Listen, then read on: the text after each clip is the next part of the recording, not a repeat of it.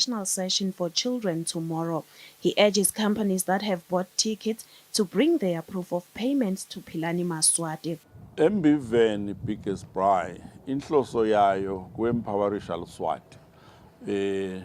Nayitolo nasiyobika iprogress kulomangceveza usibutile ukuthi nikhumbulile ukuthi ninike bomake ithuba lesibatothenga so vele singabakhuthata bomake ukuthi ngemgcibelo in fact siqala ngelesine ngoba ngelesine kunala bantwana betikolo sithi ababuye batohlangana nema-bushmen sibendele nabi-car spinning yabo sibheke ukuthi kutawuthengisa labo make la nangemgcibelo ababuye bomake batowuthengisa but kufuneka babhalise kuqala ngiyakhumbula kulenye ibiggest braai ngadibana lomnye make wathi ngathlolela Dlamini kudla kwami kuphele nga-12 bengingathi silento into abayinhle kanje akufuneke eMaswati alambe la basembiveni babeka ilori ufuna inyama yenkomo ufuna inyama yenkukhu ufuna yekosa ufuna yekupheka ukuthi ayicupha khona la akudzingeki nethi uzuthi udzinga imali eningi so siyacela lokuthi eMaswati akete labanye abete batowukhangisa ngetinto tabo kunema-exhibitors nje lasuke ePitoli bathi sifuna kutokhangisa ngalesikolo sethu lesinaso le atikhangisi ngani letakithi so in terms of that sis I think it's a good opportunity yekuthi eMaswati abuye atimakethe asithengisele nekucela eMaswatini leta biggest braai ukuthi yini ungatijeli nje kuthi breakfast utayidla kulabo make labamakethako awufike nje usekele make sengi-breakfast asuyekele kuye esitolo lesidulile namhla buya udle nje Eswati wathi nje ukuthi i-breakfast sinebantu abami sinemndeni wami siyingabhani sisekele labo make labamakethako right now we are close to 3,000-4,000 tickets lese athengwe tingabhani nabantu i-target yale msebenti ukuthi at least nasingaba na-10 because I don't think we can take more than 10,000. Chairperson of Philani Maswati in the Howo region, Bishop Mavovo Mkhondo, says Her Majesty the Indlovukazi has blessed the biggest braai. Sihambe kahle itolo siyovusela ikakhulu besiyobika ukuthi hawo sevele lisuku selisemnyanga lomsebenzi we-biggest braai kahle kahle besilanze ibusiso ngoba uyathi na usebenza kukhona lokuphumile sathunywa ngiyo indlovu emhlaba lomangceveza kwethu itolo-ke besikhona khona sesiyobika hawe kunene isibusisele umsebenzi ikakhulu yavusela wona emalunga aphilani yabonga nalabo lebasupportile kulo msebenzi yaphinde yafisela onke eMaswati lathi abakhona kuleli langa lalikhulu langemgcibelo ukuthi lihambe kahle ekunene ijabule kakhulu cishe nasitibukela nje kule support nayo umfuna kabuka taba ingcazi zivela lo nyaka. Owners of small and medium enterprises have been urged to take advantage of this opportunity and register to sell their wares over the weekend. For Nedbank Business Watch, Nelson Dlangamandla, Vuminkosi Nzinisa, Manzini.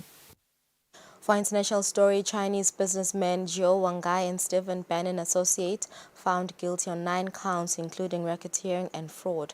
Facing decades in prison, he raised over $1 billion from followers to fund his lavish lifestyle. Sentencing set for November 19th. Self-exiled Chinese businessman Guo Wenhui has been convicted by a U.S. court of defrauding his online followers in a $1 billion scam. Found guilty on 9 of 12 counts including racketeering, fraud, and money laundering, Guo's sentencing is set for 19 November, where he faces decades in prison. Guo, a critic of the Chinese Communist Party and associate of former White House strategist Stephen Bannon, raised over $1 billion from followers through investment and cryptocurrency schemes. Prosecutors stated that the funds supported Guo's lavish lifestyle.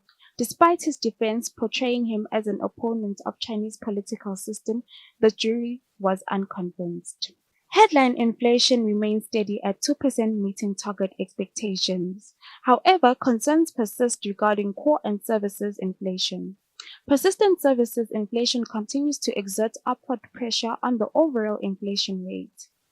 Notable price increases in popular summer spending categories such as package holidays, which have surged by 8.7%, holiday centers by 10.9%, and cinemas, theaters, and concerts by 7.4%, reflect high single and double-digit rises. These are areas where consumers are particularly inclined to spend. Over 65% of consumers plan to maintain or increase their spending on experiences such as hotel, resort stays, short-term house rentals, out-of-home entertainment, and dining at restaurants over the next few months. Despite a slowdown in food inflation and price increases in clothing and footwear, consumers continue to feel strained due to the significantly high prices compared to 3 years ago. Many are adjusting their budgets, prioritizing essentials, and seeking ways to reduce non-discretionary spending. Businesses are advised to focus on managing economic pressures to protect their margins while ensuring they provide value to consumers during these challenging times. Reporting international news, Spiosa Mikininza, sourced from VOA, France 24, DW. It's 9 minutes after 2, and that's it for our business news this afternoon. After the break, Sviso connects with economist Sanele Sbia. Yeah, indeed. We are talking about the latest data released by the Central Bank of Eswatini, particularly looking into inflation, which we didn't see on last month's data. We just want to see, what really is contributing to the inflation rate stabilizing at 4.1% over the past 2 months.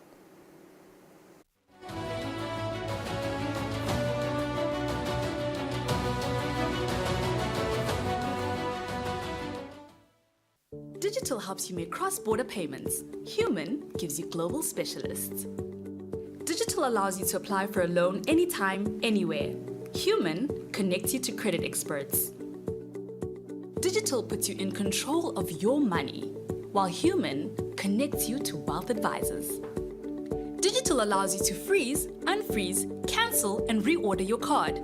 Human gives you that personal touch. Digital when you want it. Human when you need it. Get the complete private banking experience with Nedbank Private Clients.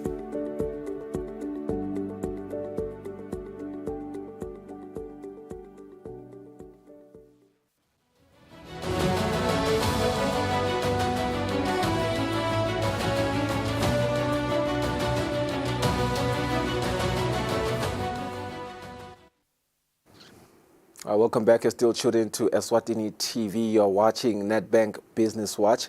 We're getting into a very interesting segment where we want to dive into the recent economic developments, the latest data from the Central Bank of Eswatini, which indicates that the annual consumer inflation has remained unchanged for the second consecutive month, now at 4.1% in May 2024. Let's start by looking at the inflation overview. Perhaps, Mr. Sbia, as I welcome you to the program, the first question that I'd love to ask you is, what are the key factors that have maybe contributed to the inflation rate stabilizing at 4.1% over the past 2 months?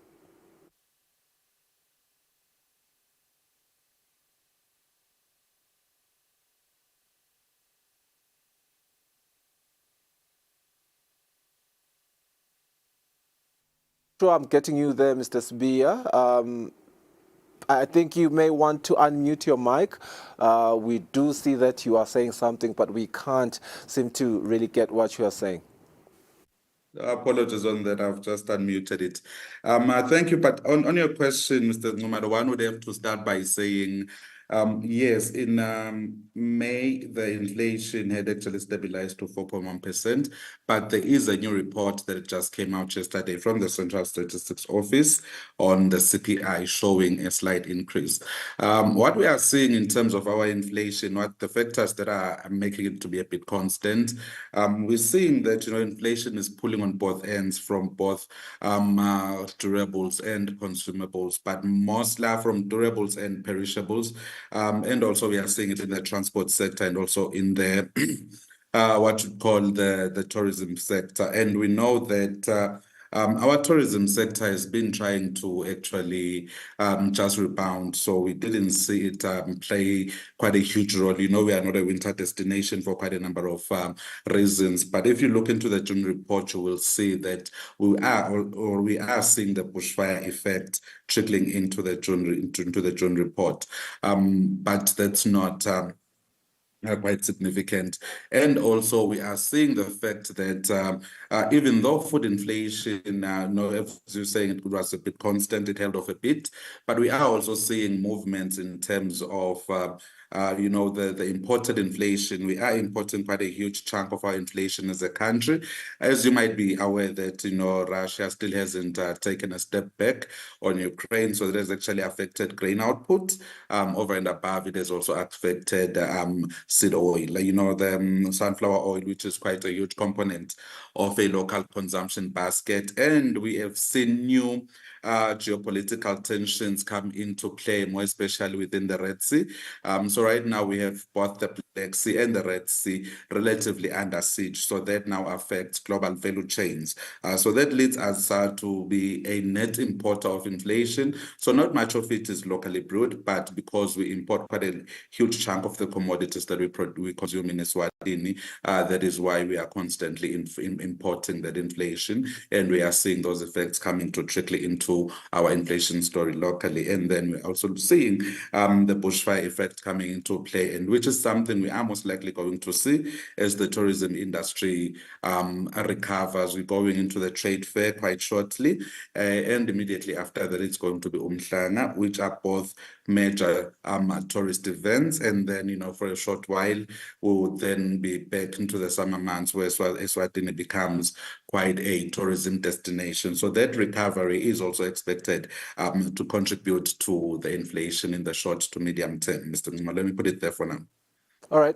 I want us to get into the impact on the economy. And, and I'm sure our viewers have noticed now how much I love to ask the impact on the economy. And my wondering is never just, focused on the goods and services, but also the employment, also the investment, how a stable inflation rate affect the broader economy of Eswatini. Are there any specific sectors maybe that benefit or suffer more under stable inflation conditions?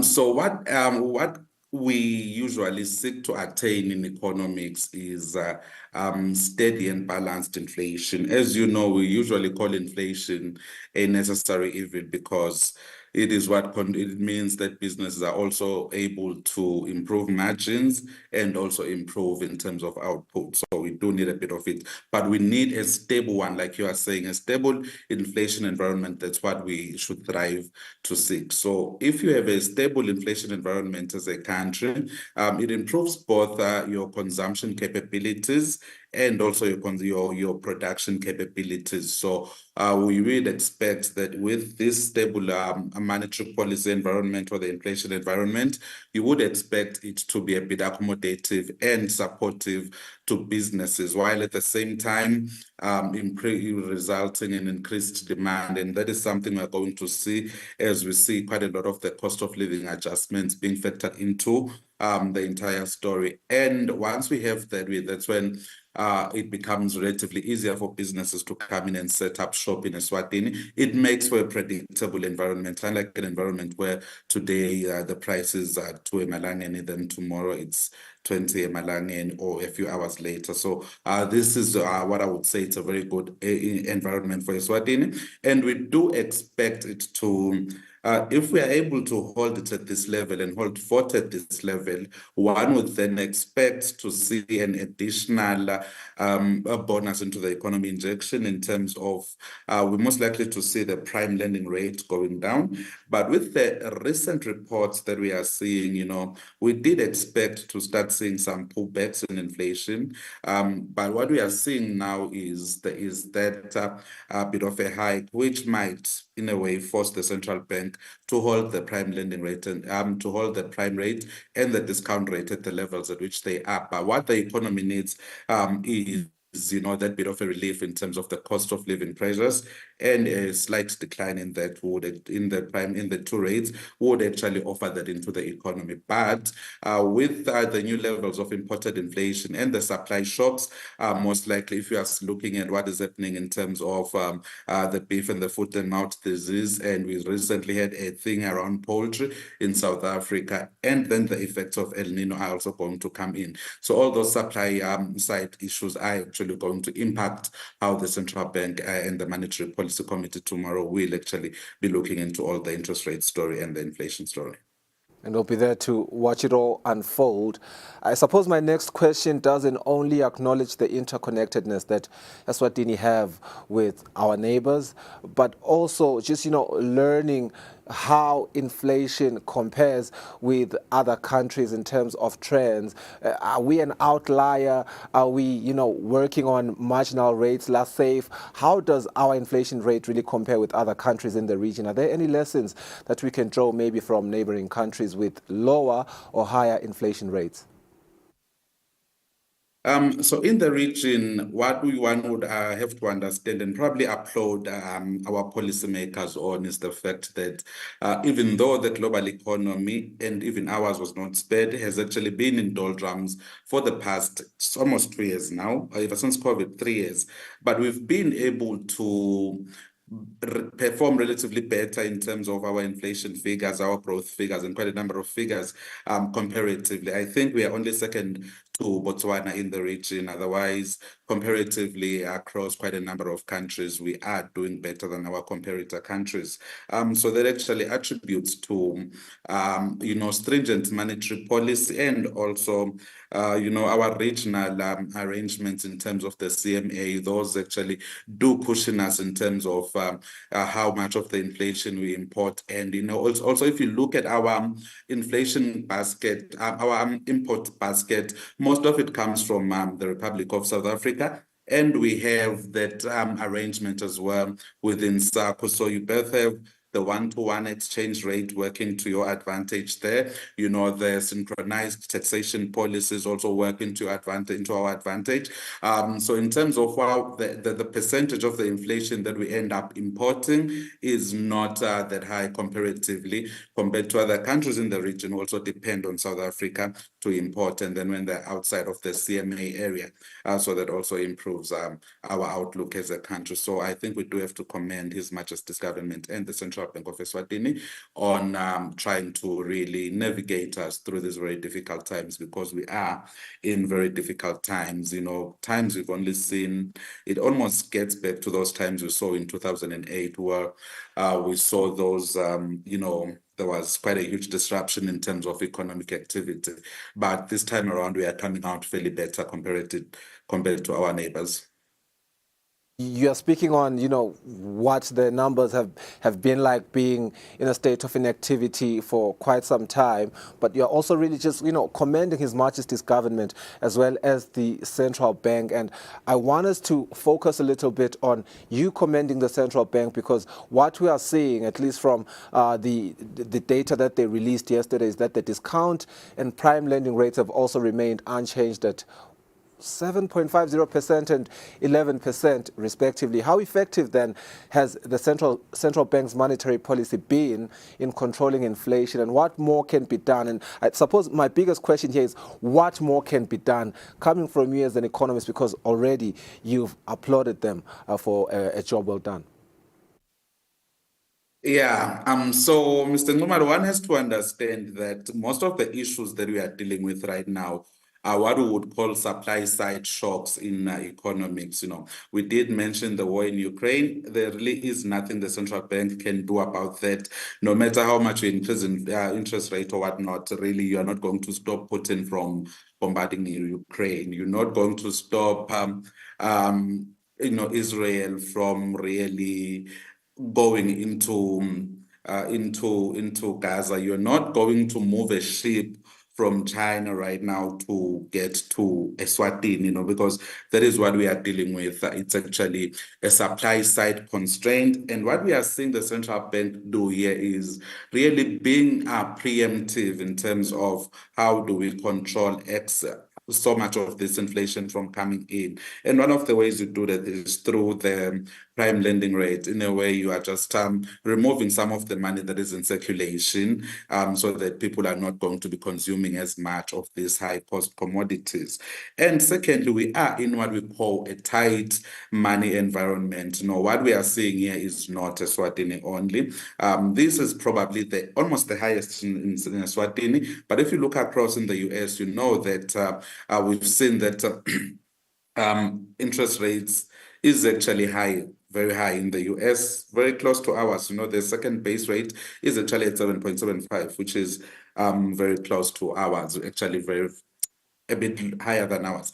So that's what we are seeing across the globe. So what we are being commending the central bank on is actually being able to navigate this very difficult terrain in terms of how best do I structure my interest rate so that I avoid capital flight while also I ensure that I'm not importing much of the inflation. So keeping it's an issue of keeping domestic conditions stable when you have very unstable international conditions. So that's where we comment them on. And then also what one would then caution on is, as we do it every day here on Market View, is the fact that what we are all looking forward to at this current period is actually to see interest rates go down.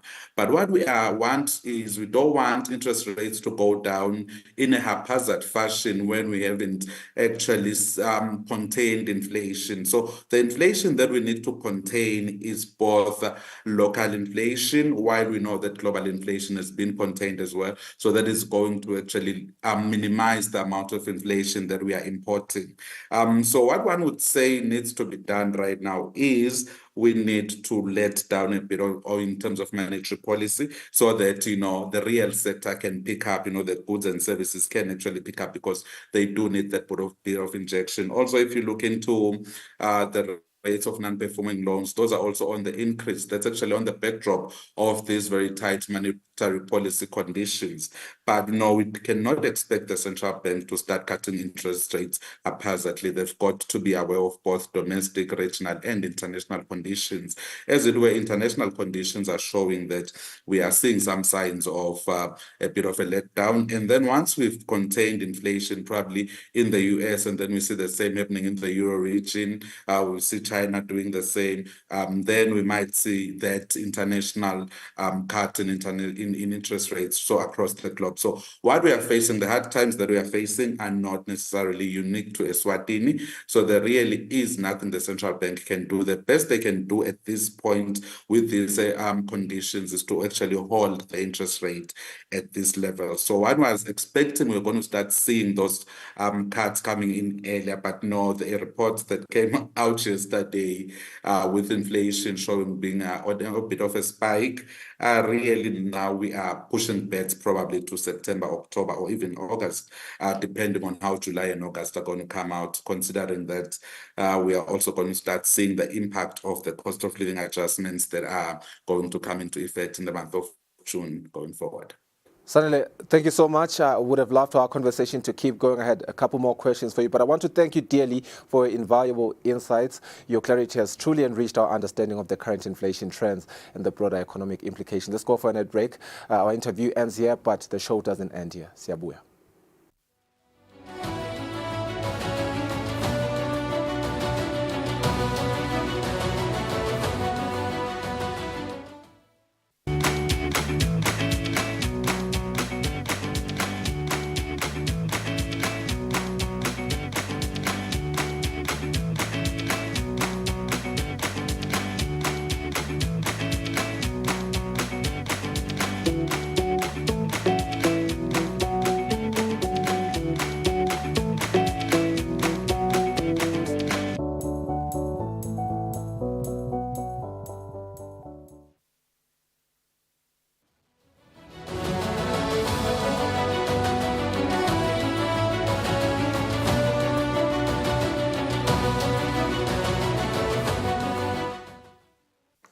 Welcome back. Thank you for staying with us. This is Nedbank Business Watch. The purpose of the Nedbank Corporate and Business Banking is to do good for business, and part of that means supporting businesses from the ground until they grow. Today's focus is the franchise business. Joining me now to talk about the benefits of partnering with Nedbank for franchise banking is Dinele Dlamini, who's the corporate banker at Nedbank Eswatini. Good afternoon. Thank you for joining us. How are you this afternoon? I'm good, thank you. Afternoon. Right. Okay, before we get into the services that you provide, financial services that you provide for customers, let's start off by defining what is a franchise business. Okay, so a franchise essentially is a business whereby the owner, the one who owns the brand, the knowledge, and the name as well, will license its operations in exchange for franchise fees. I'll make an example with McDonald's Corporation. So McDonald's Corporation, they own the brand, they own the knowledge, they own the name. So if you want to open a McDonald's restaurant or a drive-through, they will license you and you will pay a franchise fee to be able to start up a McDonald's. But starting up a franchise requires a significant investment, all the way from starting up to a point where you're now operating and selling to your clients. And this is where Nedbank comes in, because we're a one-stop shop for all your franchising needs. Yeah, as you've just mentioned, it requires a significant investment, capital, startup money. What are some of these services, financial services that you provide? Let's start off with franchises that are new, brand new. Or that are brand new. Yeah. So if you're brand new, you want to start a franchise, maybe you want to start a filling station, we have a comprehensive suite of financial solutions that are tailored for the unique needs of a franchise. Maybe we can start with the financing part, because let's say you're new. Lulu wants to open McDonald's in Eswatini. So we will help you with the business loan to start it up, to help you maybe pay the initial fees, to actually set up the McDonald's. We will assist you if you want to get the equipment, because you need equipment inside McDonald's, right? You need to be able to cook, you need to be able to store the food, you need to have those machines, for people to pay. We'll help you with, with the assets. We'll also help you if you want to actually build the McDonald's. Maybe you're not trying to go into a complex, you want to build a standalone McDonald's with a drive-through, so we'll give you a property loan to help you actually put up that McDonald's. But on top of that, you need operations, you need working capital, you need to run your day-to-day operations. So we'll also give you an overdraft to assist with all of that. But I think one important thing to also add is that in this age where we're all trying to think about environmental sustainability, and with the changes in the cost of electricity, we'll help you also to finance solar to power the store. Yeah. Okay, so do you also assist them with transactional banking, for instance, digital banking? Do they have their own private banker or relationship manager, some sort of that thing? Yeah. Yeah, so we definitely help you with transactional banking, because after we've set you up, your McDonald's is there, it's ready to go. But how are your customers going to pay? You need an account, so we will assist you with an account for your operations. We assist you with cash management services, with our online banking platform, for your efficient day-to-day operations. But one of the most key things for a franchise is our merchant services offering. Our merchant services, to put it simply, it's the speed points. When you walk into a supermarket, you're done shopping, now you want to pay, you see those speed points, and you see how there'll be speed points all across the tills. Nedbank will assist you, we will provide that for you.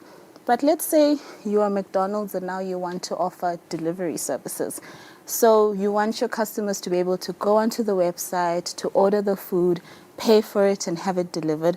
So we will also facilitate the ability for people to be able to pay online for their food service delivery. So our transactional banking offering, it's efficient, it's sophisticated, it helps you with your reporting, it helps you with your reconciliation, and it makes it easy for your clients to pay you for your services. Yeah. So for the brand new customers or brand new franchises, what requirements are needed? For instance, do you require a business plan for them to be granted for your financial services? Yeah, absolutely. If you're brand new to the game, you're just starting up, we need to have an understanding of what your plan is. What are you actually going to be doing with your franchise? Who is the franchisor that you're partnering with? Is it McDonald's? Is it Shell? Is it BP? We need to get sight of that. We need to understand the key people who are behind the operations as well. How are your operations actually going to operate, so to speak?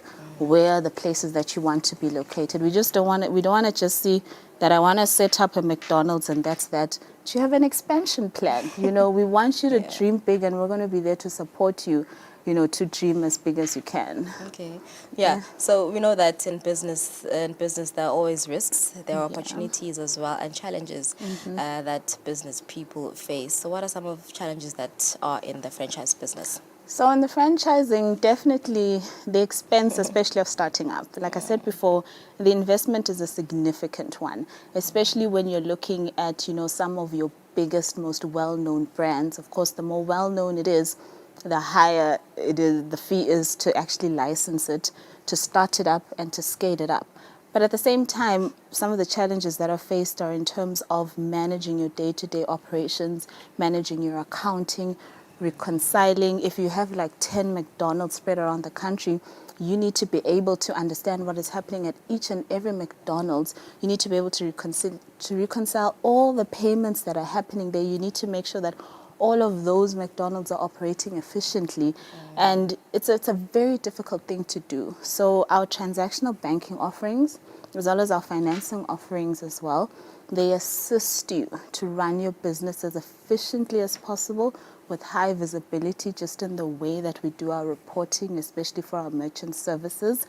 And you also have a dedicated banker, so that at every given point, that bank is supported by a team. It's not just them, they're supported by a team behind them, just to ensure that at every stage of the journey, you have someone who's ensuring that your business is running efficiently and is growing in the way that you want it to grow. Okay, so those are some of the benefits, with partnering with Nedbank. Yes, it is. And I jumped into that. Okay, so you did mention that also franchises that want to grow, they also benefit from this partnership. They do. Yeah. They absolutely do. You're just starting out. You have your one McDonald's. You see that your McDonald's is doing very well, and you're like, let me go to Manzini. So we'll assist you with that expansion. We'll assist you with setting up that additional McDonald's in Manzini. We will assist you if you're building it. We'll give you the financing to build it. You'll have, our solutions are solutions that help you scale your business, if that is what you're trying to achieve. But at the same time, we also help you, in terms of just like the financial advice of it. That's why you'll have a dedicated banker who understands franchising to be able to support you at every given stage of the business. But I think one thing that I forgot to mention in the benefits is that our rates are competitive. We are one of the best when it comes to franchising in the country. If we're not the franchising bank, so many of the franchises in this country are Nedbank clients. So you should go talk to them and they'll tell you that we're the best at what we do. Okay, as I said, in business there are always risks, and I wanted to ask this question: if particular franchise collapses and they are unable to sustain it, basakhona ukubhadala back the loan, what then happens? How much time do you give them ukuthi babhadale? Well, that's a tough one, and certainly every business faces that. Yeah. I mean, at Nedbank, we pride ourselves in seeing money differently and being money experts who do good. So even before you get to that stage, there will be flags that we will identify as your bankers, so that we can quickly, intervene or assist when we see that things are going, sideways, so to speak, so that we can assist you with that transition. Because I mean, we're in the business of helping our clients. So we're not just going to blindly watch you fall. There's certain processes, there's certain interventions that we make as your bank to assist you just in those very difficult stages that all businesses go through. Okay. So where are these services available? All branches, I assume? Well, so The corporate our department, our franchise department, is housed in the wholesale banking department. Our corporate suite is at Matsapa Lifestyle, the new complex that opened up recently in Matsapa. However, you don't only need to visit us if you want, to bank with us for your franchise. You can also call us on our help desk, which is 3278-1000. You can go onto any of our social media pages, on Twitter, on Facebook. You can even drop us a message. You can slide into our DMs. We will reach back out to you. But you can also visit our website for more information, which is nedbank.co.za. And one of us will reach out to you and we'll get in touch and we'll take it from there. Okay, so these services are particularly provided at Nedbank, Matsapa Lifestyle. So not that they're particularly provided there, the team sits there. Is there. But as your banker, if I'm your business banker, I will go to you. Oh, Yeah, great. that's the kind of dedicated service we provide. So on your socials, are you guys interactive? Do you We interact are. with your clients? Yeah, we do. So, We interact okay. as much as we can. All right, thank you so Yeah. much. Sandivele, franchise business. If you do want to open your own franchise here in Eswatini, do contact Nedbank Eswatini for more information. Do contact them on their socials. Bavakashele na kuma branches about to get more information. Especially the market is very economic.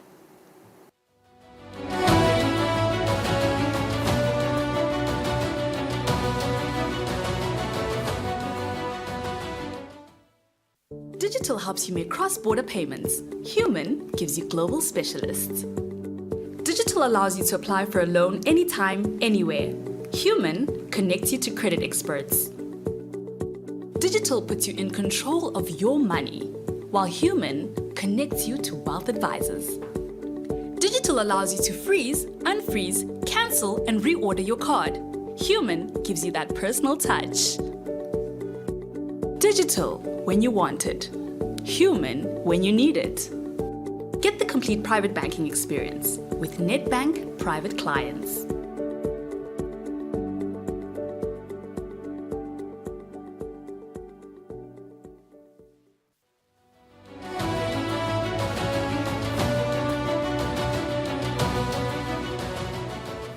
Welcome back. You're still watching Nedbank Business Watch. On this next segment, our business journalist Nelson Ndlangamandla caught up with Dr. Daniel Khumalo, who is the Chief Executive Officer of the Eswatini Cotton Board. Now, they discussed the impressive 12 million emalangeni in cotton exports from last season, as well as the promising opportunities that lie ahead for the cotton industry. Now, that is despite the ongoing challenges that are posed by climate change. Just to prove how impressive this really is, let's listen to the conversation.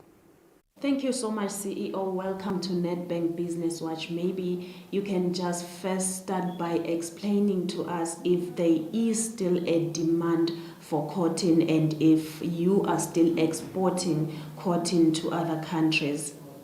The demand of cotton has been seen by everyone, in the sense that even government has invested a lot in terms of assisting those farmers to sustain those livelihoods through what we call a cotton revolving fund. So basically, we don't import anything that is related to cotton. What we do is what we produce, we export what we produce. Okay. So we export what we produce. So depending on season by season, because production varies. Last season, we exported a crop maybe worth 12 million.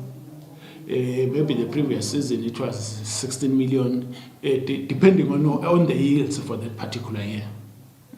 So we do export, because basically after buying the crop from the farm, we have what we call a cotton ginara, where once you have produced, you bring your crop to the cotton ginara. We buy that crop. After buying that crop, we gin that crop. Ginning is to separate the white substance and the seed. We have also heard that there is a revolving fund. Maybe there is a young person at home, as you know, that there is high youth unemployment, who is willing to get into this industry. Briefly explain to us, how do they access this fund? Realistically, for an individual to get to access the revolving fund, we basically encourage farmers to contact us, because as they contact us, what we have is we have certain forms which an individual is expected to fill. Those forms have basic details: your ID, your area to be planted, your region, wherever you are based, so that we will know that, okay, so and so is interested in planting cotton in this and this area. Then we can go there, make the assessment, and see what exactly that you need to do. Then where exactly can we intervene? Like I've said previously, that key is for us to supply you with the seed you require. In fact, generally we're supplying the inputs. Yours is just to prepare that land. Prepare your land, then you come to us, we go see that you have prepared that land. Once we are confident that we have prepared that land, we are ready to plow, we issue you the seed, to plant. Then after we have given you that seed to plant, after the crop have emerged and maybe 3 to 4 weeks, now we know there is a crop in your field. We know that you will require to control pests. You will come to us, we'll go assess the crop. Oh, the crop is at this level. Then we can give you the required chemicals for the crop. We don't want to give you, we don't want to give you a seed, then or seed and chemical and so on and so forth, because what might happen is that you might grow and nothing germinate, yet you already have a debt for a chemical which you are not going to use. So we use what we call crop assessment. You plow, the crop grows, now we come and assess your crop. Oh, this one requires chemical. Then we bring you the chemicals you require. You sign that agreement that, okay, I've taken this chemical. Then after that, there is weed. Where in the issue of weeds, we no more promote hand weeding in cotton. The reason is GM cotton. We have sufficient fund for a farmer, maybe up to 5 hectares. Okay. We can assist that farmer. The fund is paid annually. It means we give you this year. If we give you maybe 5,000, you go into 5 hectares. And maybe when you are coming to sell your crop, because we are the only market in Swaziland, we know that we cannot give you money and you go and sell it to somebody else. So what happened is that we give you the money, you go and grow your crop. Once you have grown your crop, you come back to sell your crop to us. Then we will take the amount of summing up to the inputs that we gave you. As you are explaining that this is a revolving fund, we know that cotton is a dryland crop, but climate change has affected every sector. How do you ensure that farmers continue to pay this fund? So what makes the revolving funds not to be sustainable is the fact that most of the farmers, once they grow the crop, the impact of climate change always hits much of the crop, and as a result, they harvest very little. And once the farmer has a debt, it is difficult for the farmer to go back to the fund, because the fund expects him to pay before they can give him another sort of funds. Those are the challenges that we are experiencing. But we have tried to mitigate some of these problems of revolving funds by using what we call a joint responsibility. A joint responsibility would be that if we come to a community and we found that maybe there are 4 or 5 farmers of cotton, we encourage those farmers to form association, because it is not only the climate change that is impacting on the ability of the farmers to pay. Some of them are just they are just people who want to pitch around the bush and not pay their debt. But if we assign the money to 4 or 5 people, they will know that farmer so and so has a harvest, farmer so and so has a harvest. He has an ability to pay. So they will encourage each other. Guys, let us go and clear our name in the revolving fund so that you can be assisted in the next season. Government is undertaking the Mkhondvo Ngwavuma project, which is going to be a very, very huge project, and it will play a very big role in uplifting the country's economy. Is Eswatini Cotton Board going to be part of this life-changing project? Definitely, we are looking at Mkhondvo Ngwavuma as an unlocking key to the problem of unemployment in Eswatini. Like I've just said, that the value chain of cotton at Mkhondvo Ngwavuma, the whole idea is let us start the product at production and come up with the yarn. So that basically means all the stages, once Mkhondvo Ngwavuma is implemented, will be done in Eswatini. We are looking at a possibility of 30 to 60,000 employees to be created, employment to be created at that area. So basically, this is the biggest, one of the biggest projects that the Eswatini government will be doing. 10,000 hectares is really too big, good enough to sustain the employment that we are looking at in Eswatini, especially in the cotton industry. Are there any projects that you are doing in order to create employment opportunities? We are observing that the problem of youth not getting employment, the revolving fund is there to try and attract the youth to come and grow cotton. We believe we have introduced so many technologies that have made cotton to be far easier to do these days than it used to be in the past. One other thing is the aspect that much as the youth is running away from labor-intensive duties, we are there to assist with the technology. The issue of land also. We have a program that we are doing with our cotton farmers that we want every parent to attach their kids to the farming. If you are a mother and you have got your area, we want you to allocate a portion of your field, maybe one field, to Sbongile, your child. That, okay, this is yours, Sbong. Much as this is for the family, here is your field. So that when you go and sell your cotton, Sbongile will have his own field, his own quantity of cotton to sell for her own benefit. In that way, the child will be seeing the benefits from what she was doing and what the family was doing. And in that way, next year she will be asking that, okay, please give me a bigger field because I saw what I got last time. Thank you so much, CEO, for joining us on Nedbank Business Watch. We are hoping and we are looking forward to the different projects that you are going to do at Mkhonto Ngwavuma. All right, that was a very forthright conversation between our esteemed in-house journalist, business journalist Nelson Ndlangamandla, with Dr. Daniel Khumalo, who is the Chief Executive Officer of the Eswatini Cotton Board, just discussing the impressive 12 million emalangeni in cotton exports from last season. This is not the last of our show today. We still have Nozibusiso Dembe with Lungelele Makakula decoding today's financial rates after the break. Don't go anywhere.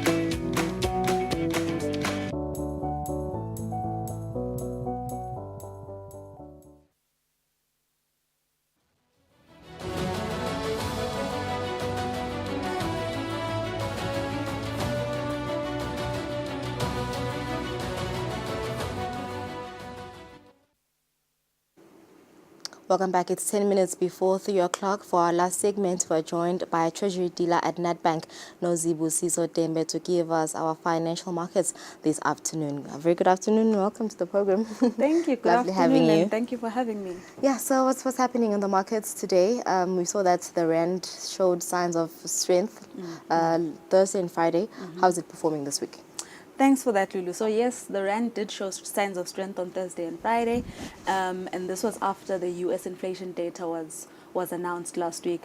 It came in quite soft at 3%, which was lower than expected, and the U.S. has been on a downward trajectory in terms of interest rates for the past couple of months, and this now indicates to the market that there is really a chance that interest rates will be cut soon.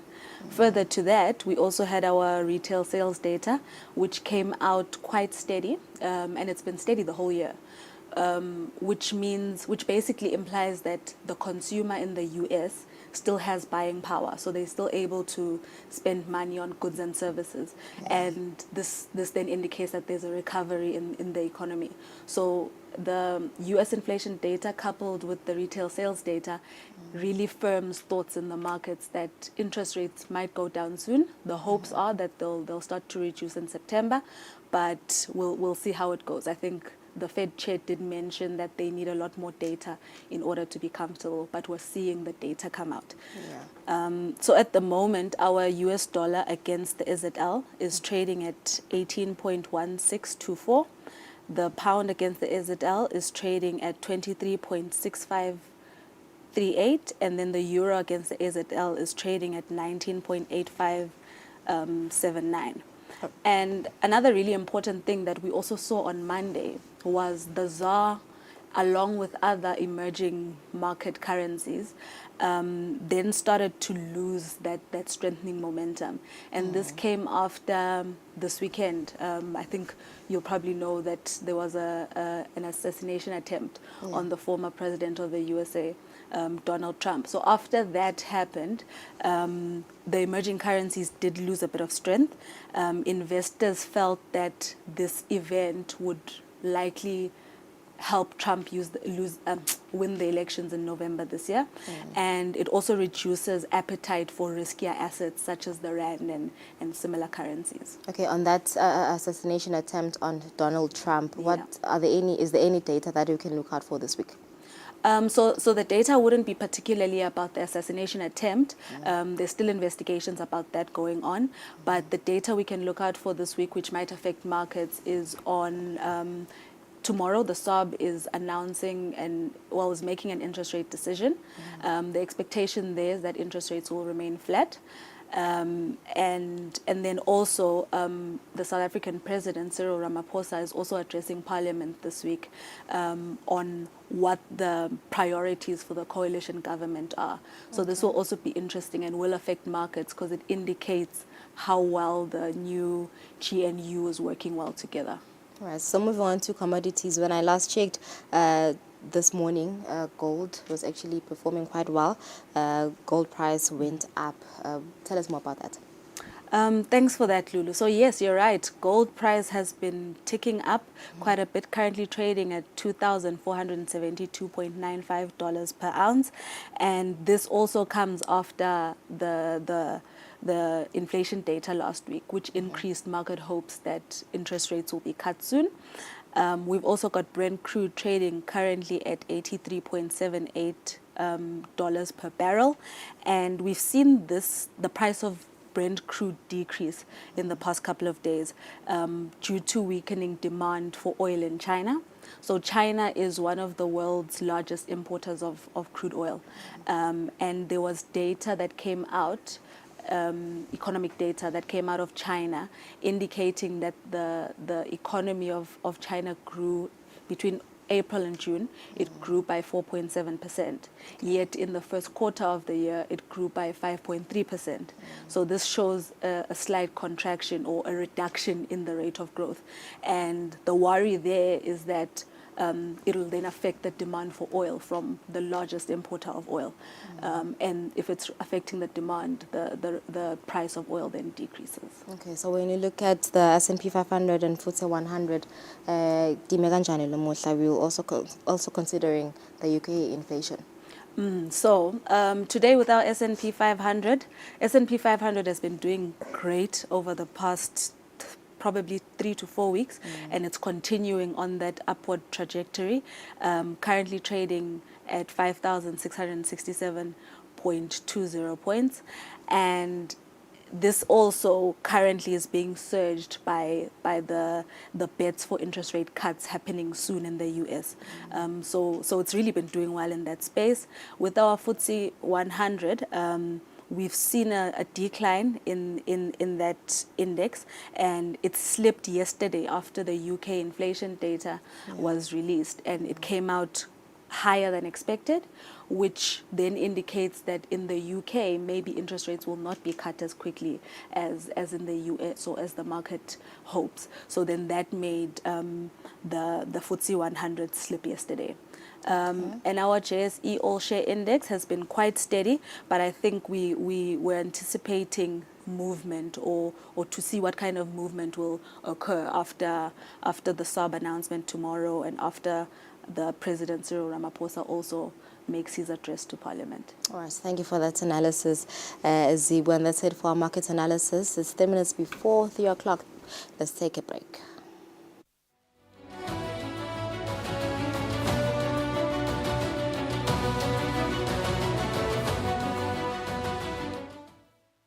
Digital helps you make cross-border payments. Human gives you global specialists.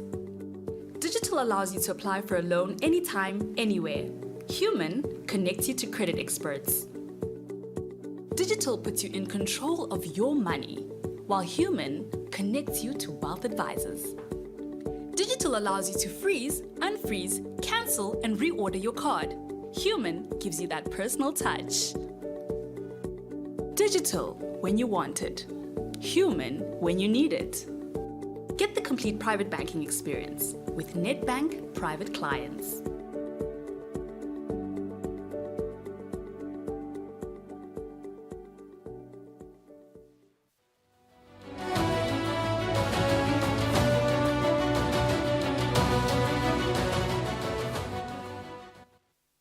Only 2 minutes before kubumbane insimbi yesithathu siwakhulu ukuthi solonhleli nathi on these Wednesday editions Nedbank Business Watch episode. It's been very, very insightful.